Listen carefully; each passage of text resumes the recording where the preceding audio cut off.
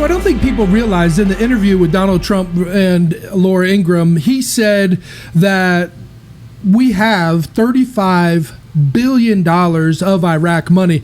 And I thought that to be interesting because why would U.S. capture all that money? You know, if you were a thief going into a house, you would only take valuable things. It obviously took a lot of work for them to get that $35 billion and bring it over to America on planes and get people to load it up to put it into the Federal Reserve. So my point is, why does the U.S. have $35 billion of Iraq dinar if it is not valuable, if it's not important, if it's not going to revalue, if it's not going to come back to where its original glory was? And so to me, it was a spotlight of, this is something to invest in. This is something to reconsider, to look at again, because we obviously know it was important enough to the U.S. to control $35 billion. Should we not control some of the Iraq dinar also for the potential investment? And, you know, I look back at Bush, right? So what did Bush say in 2003, March 2003? He said that we will not pay for this Iraq war. And we know Trump's even stated that we've paid at least $1 trillion in the Iraq war. So who's telling the truth? You know, a lot of times a politician says one thing, they say another thing. It seems like they contradict. But in this case, I think that they're both saying the same thing. Trump says, yes, it costs $1 trillion. Bush says it's going to revalue. We have that money in our Federal Reserve in, like Trump agreed, $35 billion. So, you know, most people don't realize this, but Bush put into law. This is actual law. It's the Executive Order 13303. And when Trump made this, it is for Iraq and for us and kind of the business transaction between it. And he said in this order that we as Americans, as individuals, are allowed to invest into Iraq. And that doesn't seem like it's significant, right? Because we can trade and do business all over the world. But you know where you can't do business? You can't do it in Cuba. You can't do it in Venezuela. You can't do it in Iran. You can't do it in North Korea because basically the law does not allow us to invest there because the sanctions that are on that company. But even though Saddam Hussein had order and rule, that means that Bush wrote this for a specific reason. And people don't write stuff just to write stuff, and especially don't put stuff in the law, I don't assume, just to put stuff in the law. I think he was doing it so that Americans could buy and invest in, obviously, Iraq oil, but also their dinar because it will revalue. What are your thoughts?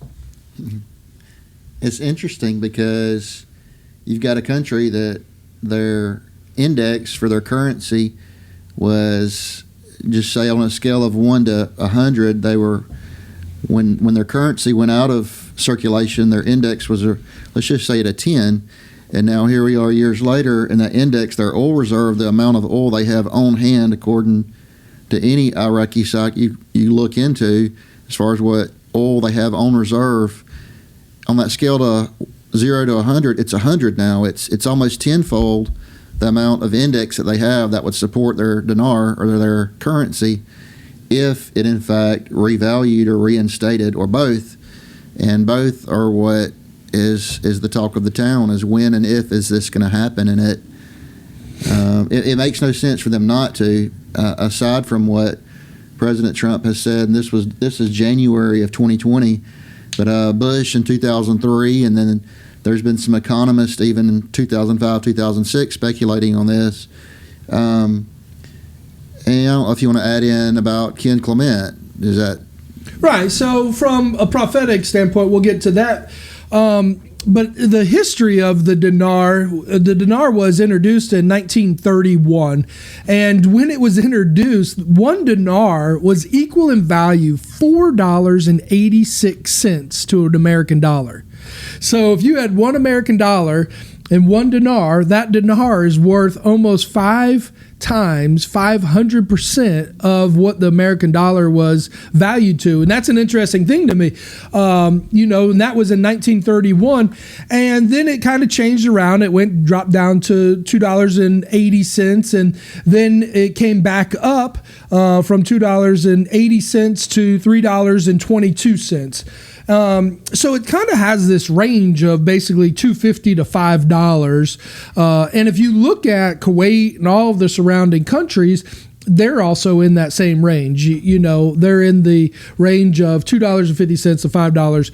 But now, because of what happened with Saddam Hussein, it's basically gone down to less than a penny. It's less than like 0.2 of a penny versus $1 American dollar. Now, why did it go down? We have to understand that the U.S. and the world put sanctions on the dinar, and that's why it went down. It just didn't go down because it went down. They dropped it down in value so that it wouldn't be used for terrorist acts anymore. Same with Iran, right? So Trump even says it. What did he say? He says, we're putting sanctions on Iran so that they can't make a nuclear bomb, because basically going nuclear costs money. So what are we going to do? We're going to flatten down their money. What do we see? They can't do a lot of things, and their people are protesting because of the money. So right now, the U.S. From 2003, when you said that Bush stated we will not have to pay for this war, is when this happened. So for the last 17 years, we've been in this flattened state of dinar. What you were talking about with Kim Clement is a prophet, and he's talked about different times the dinar in his prophecies. And this time here was in, I think, December. So right at the beginning of the year, 2013. So almost, 8 years ago. So he says, I have set apart certain truths for my people, that they shall prosper. I say to you, it is now begun. And he spoke about the dinar. He said it right there. And spoke about amazing discoveries, the big E, synctron. And he says, I've spoken about these things that will be manifested, but yet have been uncovered. I will release them one at a time. So he's saying it, declaring it, that God is saying this to the world. Hey, look at the dinar. So that was one of his statements where he was talking about something good's coming out of the dinar. Now he says another time in November 22, also in the year 2013, he says, I spoke about the Dow at 20,000 points. All of this connects to the massive breakthrough regarding the dinar. Now, I remember when this was said in 2013, the Dow Jones was only at 13,000. So first of all, I should have said 13,000, and he's declaring that it's going to go to 20,000. I should have invested, because that would have been about a 50% increase just in the stock market based off this little thing that he said there, which most people would say, oh, well, that's a fluke. That's a flop. And so many times I've seen Kim Clement's prophecies just like this, just one little 2-sentence statement come true. Case in point is he's talking about gold here, and he says, forget about your gold and silver. God can restore. And that little quick statement of forget about your silver, I went gold and silver. I went back and I was like, I wonder what truth came out of that. And I saw the exact day that he said this right in here. It was in September, about the 20th. And if you look, gold prices went from $1,700 all the way down to basically, I'm sorry, it's about $1,700 was the value. It went down to about $1,100 per ounce in value. I mean, that's almost a 50%. It's about 40% off of, because it even went down to here to about $1,000 an ounce. And so that was pretty significant in just a simple little sentence that he said, because if you would have shorted that, you would have made a killing. If you had gold, you should have sold there because you were at the peak.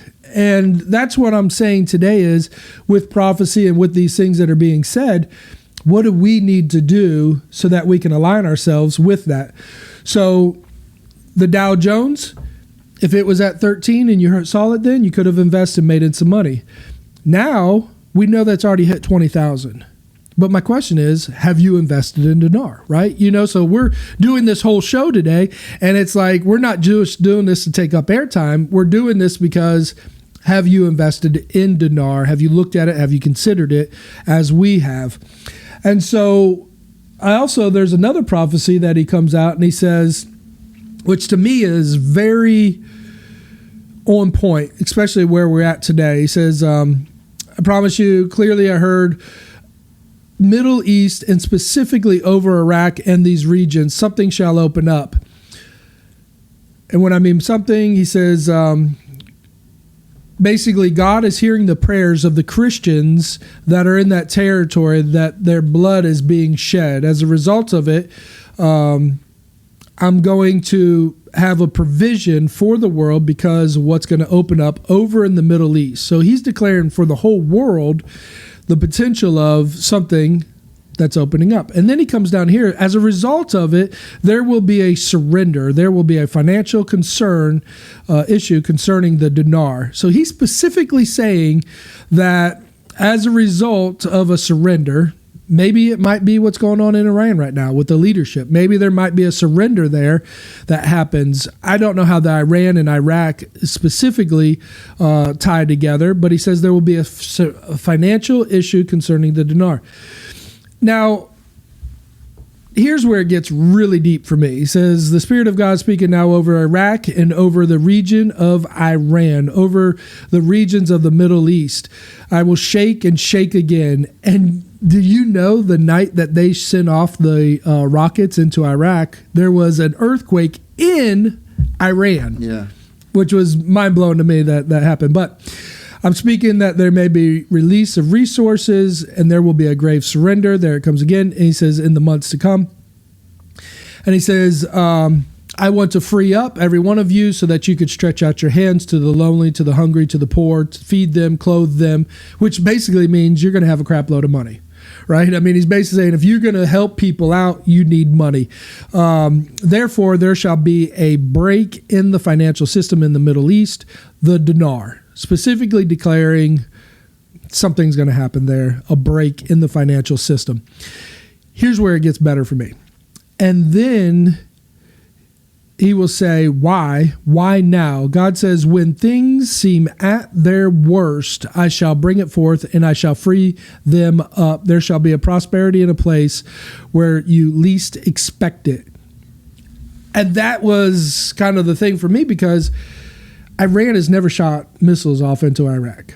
They've never attacked the U.S. Embassy in such a bold way.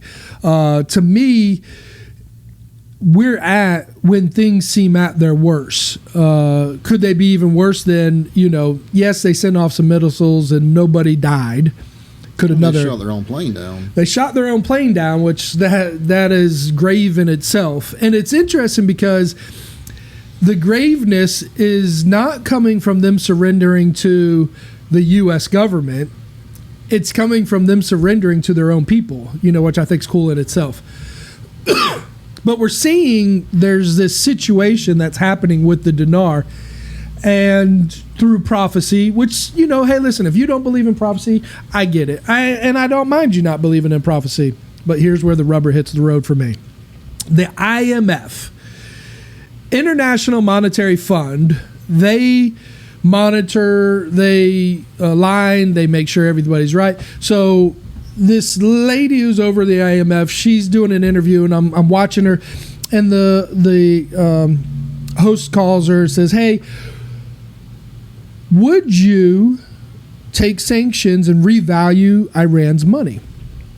And she says, no, we don't throw good money after bad money. We're not going to invest the money that we control and help currencies of countries that basically aren't showing any fruit. They're not showing that they want to be a part of it or anything like that. Now, she did not say anything about Iraq. But the thing that she said about Iran, that they're not helping them out, means that they would help out a country that she sees would be fit, good money after bad, for an investment, for her to make more money, for their organization to make more money. And so this is where it was mind-blowing to me, because Iraq gets $5 billion from the IMF. So hold on, she says she wouldn't do anything with Iran because she doesn't find them as a fit country. But they're willing to give Iraq $5 billion as a loan? That means to me, hey, we see Iraq as becoming a fit nation to pay back this $5 billion and more. And, you know, if you just look at kind of human nature of what people would do, if you were the president of Iraq right now and you had a currency that was not even a penny on the dollar, would you not do whatever it took, laws, sanctions, to get rid of, to redo, to come in a line with what the IMF or anybody else wants, so that you could be back at the powerhouse that you were between $2.50 to $5? I mean, as a person, would you not do anything you had in your power to realign, rebalance, so that you could have such an extraordinary wealth on the other side of this thing? Yeah, it makes good sense that they've got, and you've got to believe or want to believe there's hardworking people in Iraq that are having to pay a transaction fee to use another country's currency because they don't even have their own currency. So, and they're sitting on all this index, this oil index is there. Everything's in alignment with the exception of the activation of their currency. Just one little switch. One little switch. And there's a million talking heads out there and saying it's going to happen, it's not going to happen, and this and that. But one consistent thing that happened in the end of 2019 that was across the board was Iraq began to put in ATMs throughout the cities and countries, and that had not been done since the 2003 era. And so the ATMs are allegedly using other countries' currency, but they're having to pay a transaction fee just to get the other currency, or trade goats or chickens or whatever they trade. I don't think they're really doing that. Scratch that from the record. But it just makes good sense for them to revalue. Well, I know that Iraq was even buying more gold. They were building up their gold reserves, which is interesting because, like, now the U.S. dollar isn't even based off of gold or stuff like that. But Iraq has steadily been going up in their buying, especially in the last 3 to 5 years, mounting up that good old gold-backed, currency, which just confirms even more that I believe maybe that was some of the stuff that the IMF had put on them for them to. Now, all of the sanctions have been lifted from Iraq. They've came out of one chapter of bankruptcy, and again, all of this happened because of Saddam Hussein 20 years ago. He's dead, he's out of the picture, and so you have a whole new government, whole new legislation, whole new laws. How much longer will it take? 1 year, 1 month, 10 years? I don't know, but I do know it will happen. It doesn't even make sense for it not to happen. Why won't it happen with North Korea? Because basically Kim Jong-un is saying, no, we like our currency, we like our country, we like all these things the way that it is. Same with Venezuela. They don't want to be partners with the world. They want to be isolated unto themselves. So, long story short, if you wanted to invest in the Iraq dinar, it's not the stock market. It's actually hard currency. You trade your currency for their currency. You're buying paper. You're holding it. It's in your hand. You're right. And so you buy it right now at a low price. I mean, that's a business, right? You buy low, you sell high. I don't know that you can get less than 0.2 of a penny right now, but I think obviously that's the lowest that can go. It's been there since 17 years. It's been at 0.2 of a penny. And so it's not going to go any lower. So you're at rock bottom.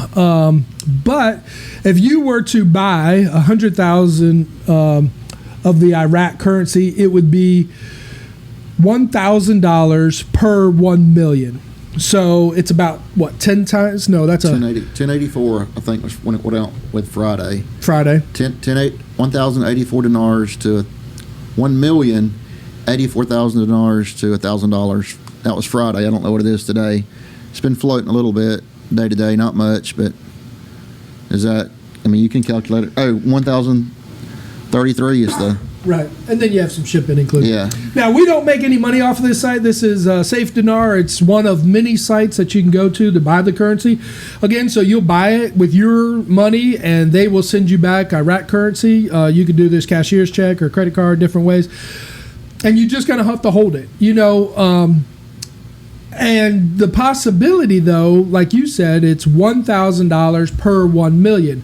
So if it revalues once it's reinstated back to $2.50 all the way up to $5, somewhere in that range, that means it would be $2.5 million if it went to $2.50, all the way up to $5 million if it went up to $5 in value, which is a pretty good return. I mean, okay. $1,000 to millions of dollars. We're going to the Dairy Queen in that. And so I just want to encourage people to look deeper into this. If, the information that we've stated today excites you, do your research. Don't spend your rent money, be a good steward of what you have in your budget right now. But do look into this as an investment opportunity for you and your family. Obviously, $1,000 to millions of dollars is a crazy scenario that seems too good to be true. But what if? Yeah, I think one more thing to add in, and it may even open another door, is whenever folks started mentioning the dinar and the trading for the dinar to us years ago, I thought it was foolishness. And then as time kind of ticked on, we got to 2018, more and more people were talking about it, and it seems there's two polar opposites. Either people think it's a complete hoax and it's just craziness, and then others are completely like you, Ben, that think it's crazy not for them not to revalue. And what I have noticed, just from my point of view, my perspective, and especially from, let's just say, the church world, is everyone that's 100% on board functions somewhere within an evangelistic realm. Their heart is to reach areas that cannot be reached in our, let's just say, geographical region.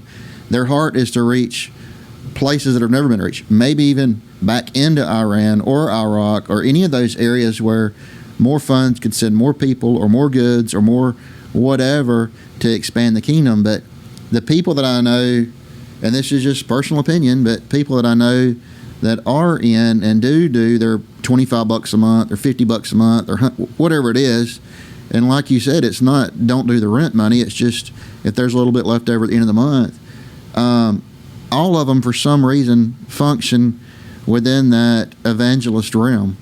I've talked to other folks that maybe don't function within that same area, and they think it's just complete foolishness. And maybe it is. And I've talked to people that handle money, and that's their job. That's what they do for a living, and they think it's complete craziness. And but nearly everybody I know that I would perceive that functions as that true evangelist to go out and reach others here and across the pond, they have dinar in a coffee can in the freezer somewhere or under a rug, but they have dinar. It might be a little, or it might be a lot. And some of them started in 2018, 2019, and some of them started 10 years ago. And some of them do $50 a month, and some of them do $500 a month. But it don't take long to go from thousands to hundred thousands to millions. Yeah, it just compounds. And yes, it's just paper sitting in a safe deposit box at the bank until something happens. But something could happen. I mean, there's a lot of fingers pointing in the direction that something's going to happen. Well, I look at the thing where Kim Clement talked about the Dow Jones.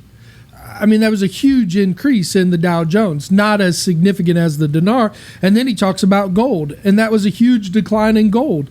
You know, just if you see somebody declaring so many of these things and they're coming true, well, then why would not the dinar come true? And I know that's prophetic, and some people don't believe that. But then you go to the facts.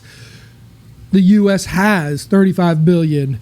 You know, the IMF is investing into them. I've seen so many times China has been investing in them. Russia has been investing in them, and like to the tune of hundreds of billions of dollars. And what I know is China's not just sitting there saying, who can we give $100 billion to? No, everybody knows that this money's going to revalue. It's just us in our mind of investing. We're not to the same degree or level, and we don't work with currency like countries work with currency. You know, they talk about China being a currency manipulator. They know something about currency, right? And so for them, they're sitting there seeing this opportunity. They're saying, hold on, this currency has been depleted greatly all the way down to nothing. What if, you know, let's invest $1 billion. You know, if you look back, we have a thing that's happened just in the past 20 years with the Kuwait. So Saddam Hussein went into Kuwait, and because he was working there and mixed with the government, and we also put sanctions on Kuwait. And a lot of people bought that Kuwait money, and it revalued back to like $3 and something. And so lots of people will become millionaires just on that. So based on the results of history, we've already seen it. It's not a scam. It's a scam in the mindset that it has not happened yet, but it is real, genuine money that the Kuwait people use every day. You know, like, how can we call their legitimate currency a scam? They're using it every day. It's not funny money. You know, it's not, if I were to give you monopoly money, you'd be like, well, this is a scam because I cannot use this. There's millions of people in Iraq right now using this currency because it's a legitimate currency. It's a legitimate paper. I think something else that, you know, I've got some close friends that say, oh, it's craziness, it's crazy. And maybe it is crazy. And maybe we're nuts. And who knows. But whenever I watch, and like Ben said, he's not making anything off of Safe Dinar. That's just a transaction site, an exchange site. I use a different site. It's called Exchange of America. But I watch this one too. But if you see even on this screen, Ricky, I'm assuming you can show the screen, but 3 of the denominations are back ordered. So the 250, 500, and 1,000, those are out of service right now. And this is for uncirculated, if you'll see it says uncirculated currency or notes. So on an Exchange of America, from about, probably 3 weeks now, 4 weeks now, every denomination that they can get, that currency exchange company can get their hands on, is out of circulation. There's none available. The only thing that's been available is one note, that red, that 25,000 note. So the notes are scarce. There's less of them that they're able to get their hands on to exchange or do transactions with. It could be because there's more of a demand, or it could be because there's less being printed. But either way, for the last year and a half, 2 years that I've been watching, it's the first time that I've ever clicked on either and it said back ordered or unavailable. And so I say all that to say, if we're crazy, then there's a lot of other crazy people too. And so I don't know how much it takes to make the Coke machine run out of Cokes, but they're out of Cokes. And so it's got to be something bigger than just this little few people or whatever. And it is bigger than the few people. It's like you say, Trump mentioned it last week. We're in the 3rd week of January 2020. If you filter through the news, you'll find it mentioned here and there by economists. But for every one you see that believe it's going to happen, you're going to find 5 that say it's foolishness. And so buy, but don't tell anybody. Yeah, pretty much. Well, you know, the thing about the back ordered was, I was reading a thing and they were saying, because following the IMF and their desire is they're trying to get currency off the street. You know, the less bills that they have moving around there, then when it revalues, basically it will make that currency that is out there more valuable And so they're trying to get, kind of how many people have, huge tubs of quarters at their house, Well, if everybody were to turn in those tubs of quarters, there would be less currency in the world, which would make the currency then more valuable. And so that's kind of the same system that they're thinking about with this. And so that's why it was not a surprise. But again, Iraq is doing what it needs to do, even by limiting the currency that's being printed and produced and taking it into the banks and ATMs so that they can have a higher value when it's reinstated. The big scheme of things is none of this catches God by surprise, and He does have a plan, and it's written that the gospel will cover the corners of the earth. I mean, it's going to go here, there, and yonder, and this could be just crazy enough to get missionaries in the corners and areas and regions, and that it's just that it's just. I got this because you said that. I'm going to say this. So, what's the story? Right? You got some fishermen in a boat who have nothing. They went out, they worked, they tried to make some money, they got nothing. And then what happens? Jesus comes on the scene and he says, "Oh, throw it over there." And then they have net breaking, boat, whatever, sinking ships because of all this that came in. Now, to them, currency was fish. And I think about it from the standpoint of what happened after they got a bunch of money. They got a bunch of fish. Then they start following Jesus, right? They become disciples. And so my thought was, from a business perspective here, they did not just say, "Oh, here, have these fish. We're going to go with this guy." Something happened financially. They either brought in the fish and sold all the fish and paid off their boats, or they used that money so that they could go off. Maybe they paid off their houses. They used that money and started entering into ministry because they had all of this money come in first. So my thought is, if that story lines up with this story of taking $1,000 and becoming a millionaire off of it or more, then does that look the same, as cast your net over here? We're saying, hey, look in, do your due diligence, cast your net, and then be able to start your own ministry. For me, this is not so that you can tithe 10% to the church. If you like the church and you want to do that, that's up to you. But to me, everybody I talk to has a ministry in their heart. They have a desire, a passion to do something for somebody. He's talking about clothe people, feed people, do all of these things in humanity that we want to do, but we never have the money to do. But what if you had $1 million? Don't give up your money tithing to the church. Take that 10% and start your own ministry. I mean, you do you. God's not going to be ashamed. I've seen it over and over. Basically, people give all of their money to the church, and then they're like, "I don't know what my calling is. I don't know what my purpose is. I want to help, but I can never get the money," because you're giving all of your money to the church. How would it look if you took your money, 10%, and gave it to your ministry? Case in point, we have a great example. Paul made tents. He provided for his daily purpose of going out and doing ministry. That's the New Testament example I think we're at. If you do this investment, you make millions of dollars, you put the money into your ministry, you do what God's called you to do. Go out, be prosper, help others. You got more squeegees? Dun, dun, dun. So that same line of thinking, and you started with from the business perspective, and I'm just going to take the same perspective and kind of mirror that with, from my perspective, Jesus is the way he operated. He just met needs. He just met needs of others. And out of that came multiplication, ministry, expanse, however you want to word it. But, he himself even said he's not going to carry a money bag or knapsack. They had a specific person to do all that. So I don't think he never got caught up in the money or any of that. Took a little, fed a lot. Each time he just met a need. The woman with the issue of blood, it said she had been to all the physicians in the area, and she had dealt with it her whole life. A lot of people knew her, and to go, I don't know how much physicians, I don't know if they had walk-in clinics in. It's not cheap now. I'm assuming it probably wasn't cheap there. She had spent a lot of money, and then just one touch, he met the need. And then out of that, what happened? And then over and over, you see the guy lowered through the thatch roof.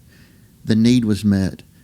Over in Acts, the guy that had been lame since birth, they even said, silver and gold have we not. But they met the need. He was healed through the Holy Spirit, through those disciples that day. And then the guy, of all places, he could have got up and ran to Walmart, but he didn't. It says he ran into the temple, praising God. And then all the church folks went looking for who did this. I thought we got rid of that guy. But a need was met. And for me and my family, and again, it's not taking your grocery money and going and buy exchange for dinars. It's that $5 or $10 a month. But there's needs everywhere that there could be huge kingdom expanse. I mean, just from the little things, I say little, but the things that we've been able to do and you've been able to do, just even from tipping waitresses and stuff, over tipping, whatever. I mean, a little bit goes a long way for somebody that's in need. And to me, that's kind of the takeaway. I don't know what any of this really means. I don't know what Trump's really thinking. I don't really know what Bush was really. I never met Ken Coleman. I don't know. There's a lot of smoke, and I believe that history teaches us where there's smoke, there's fire. And all the people that I know that wholeheartedly believe that something's going to happen with this dinar so that there'll be a final push of the gospel, a final push before we get into end times. We're in end times, but before, the last days, that this will be one of the mechanisms that will allow that push, whether it be through supporting other missionaries or through mission, like you said, everybody's got a mission with them, that being birthed and coming to fruition. The guy that does Financial Peace, Dave Ramsey, he's got a tagline saying, it says, live now like no others so that one day you can live like no others. And that's kind of what this is, I think. If you got an extra $10 a month, or maybe you got an extra $1,000 a month, and if you were just going to stick it in a coffee can and put it behind the closet door or whatever, exchange you $10. Who knows? So, there's the other story where they had the 5,000 or whatever, and he said, it was interesting to me because the disciple said, should we go to the store and should we go into town and get food and bring it back? And to me, that says we have great money. We could easily pay for all these people. And that's where I'm saying, for the mindset, wouldn't it be great for thousands or millions of us Christians to be where we're like, hey, let's go. There was a tsunami over here. Let's go. Let's take these 10,000 people and help them out. What would it be like to be able to buy rice for 10,000 people? What would be like if we had extraordinary possibilities and finances to do whatever, whenever, however, in ministry for that gospel? And that money was brought to Jesus. And it was interesting that even the disciples felt like they had ownership of that to say, hey, why don't we use this money for this? And that's what I'm saying is the kingdom of God. All of us should have ownership of the possibility of let's do something great for the kingdom of God. Now, I know healings and stuff like that are also great, but money was mixed into ministry greatly and throughout the Gospels. We just kind of ignore over some of the money things because we're so used to not having money, right? So many times you hear money in ministry, it's like, oh, I wish I could have more. Oh, I always feel lack. I always feel like, I can't do this, or why can't you bring this money for me? I think the day is coming that it's going to be, man, high-fiving, what'd you do? Oh, I spent another $1 million on helping out. We built 30 orphanages, or we did this, or, we built a school. I just think that the pendulum is shifting from us saying financially we can not do ministry to saying, look at all that we can do in ministry. Yeah, I was thinking probably for our lifetime, and I guess it could be debated, but Billy Graham was probably, if you looked it up in the dictionary, evangelism or evangeliship, it would probably have his picture, perhaps. Will probably go down in eternal history as one of the greatest evangelists that we know of, that was in our lifetime, and reached thousands. Who knows how many people he reached. The ministry still lives on with his children, but whenever Billy Graham would go into an area, you know, he wouldn't rent a little chapel down on 4th Street. He would get the biggest. And if you study any of his travel habits, a lot of times he would rent the whole hotel because he didn't want, and he would stay on a floor and have his service team stay typically below him, not for any hierarchy, but for the sake, he didn't want his integrity when his wife wasn't traveling with him to be compromised. He was a man of integrity. So he would have the whole 2nd floor would be his, with maybe one of his sons or whatever.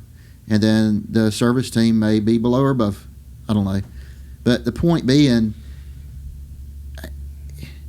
that's never really, when we think about Billy Graham, we think about all the impact that he had because the resources were there.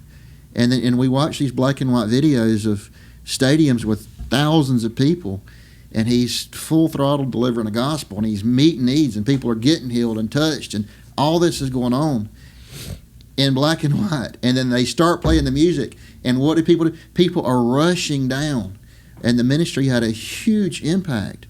Now the flip side of that is somebody somewhere along the line was writing a check for that facility, for that hotel, for the meals, and I don't believe he lived a lavish lifestyle. He's a very humble man, and will go down in history as that.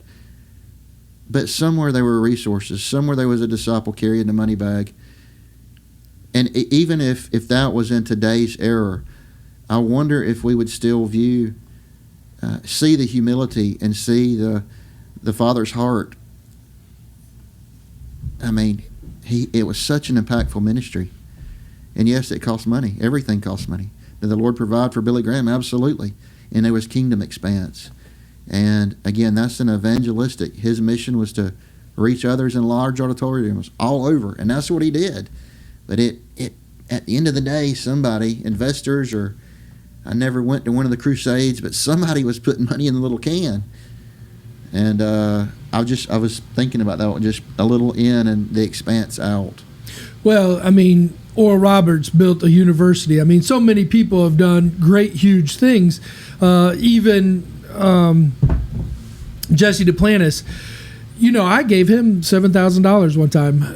We were at a meeting. He collected out about $30,000 at that meeting. I did a few first fruits. I started investing in the stock market. Boom, it hit. Got a bunch, invested in.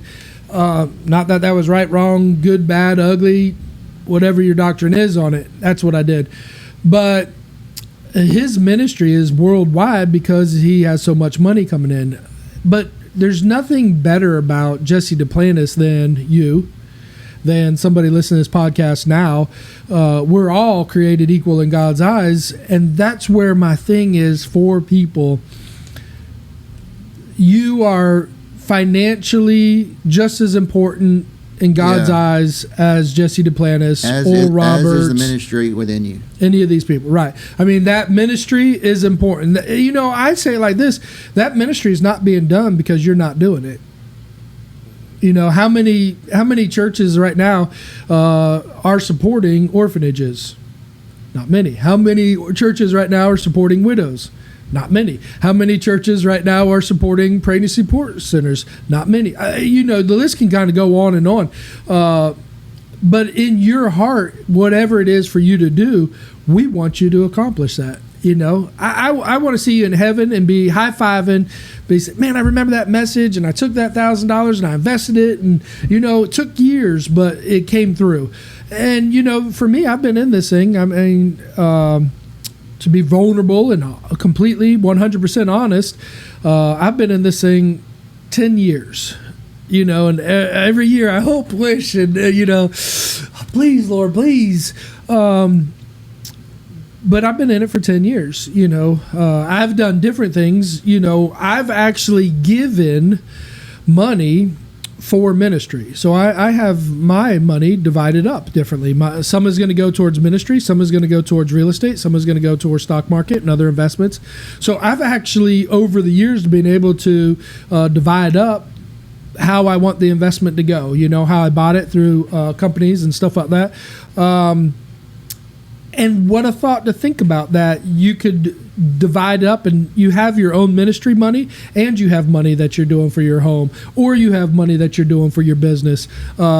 It's not just a one fits all size, you know, it's not just $1,000. You could do, I know people who have $5,000. I know people who have $25,000. I know people who have $100,000. Everybody has different degrees based on what they feel like they want to accomplish. And that's one of the main things I ask is, what do you want? You know, some people are like, well, I just want to be debt free. You know, some people are like, well, I'll start a ministry. Well, some people are like, I want to be a millionaire or multimillionaire.